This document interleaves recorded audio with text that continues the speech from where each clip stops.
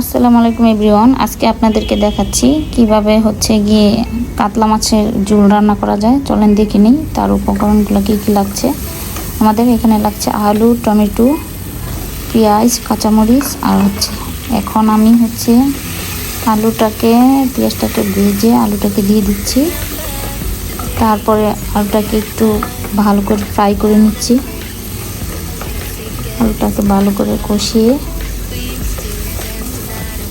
তারপর এখন আমি এটার সাথে পানি দিয়ে দিব। পানি দিয়ে তারপর এটাকে আমি পানিটা বলক আসা পর্যন্ত একটু ওয়েট করব। পানিটা বলক চলে আসলে তারপর আমি এটার সাথে মাছটা দিয়ে দিব। এখন আমি পানি বলক এসে পড়েছে, এখন আমি এটা মাছটা দিয়ে দিচ্ছি আর একটু পানি দিয়ে দিচ্ছি। এখন আমি মাছটা দিয়ে দিব।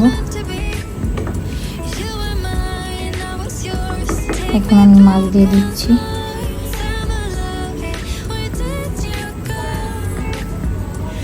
মাছটা দিয়ে তারপর এখন আমি এটাকে ভালো করে নেড়ে নিচ্ছি।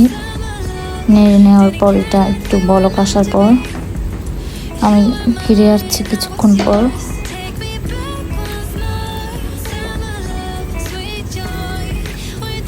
তারপর এখন আমি গিয়ে এটাকে বলক চলে আসছে।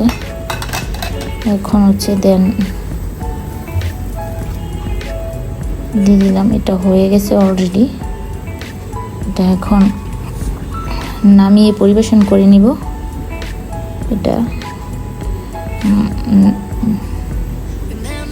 এটাকে একটু ধনেপাতা দিয়ে দিলাম। উপরে আমি একটু ধনেপাতা দিয়ে দিলাম, তাহলে ফ্লেভারটা ভালো আসবে। এখন আমি টমেটো দিয়ে দিচ্ছি।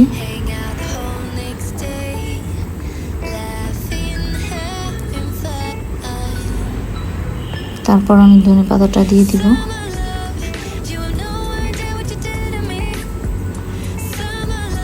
তারপর নামিয়ে এটা পরিবেশন করে নিব। আমার রেসিপিটা যদি আপনাদেরকে ভালো লাগে, লাইক এবং শেয়ার করবেন, সাবস্ক্রাইব করবেন। আসসালামু আলাইকুম।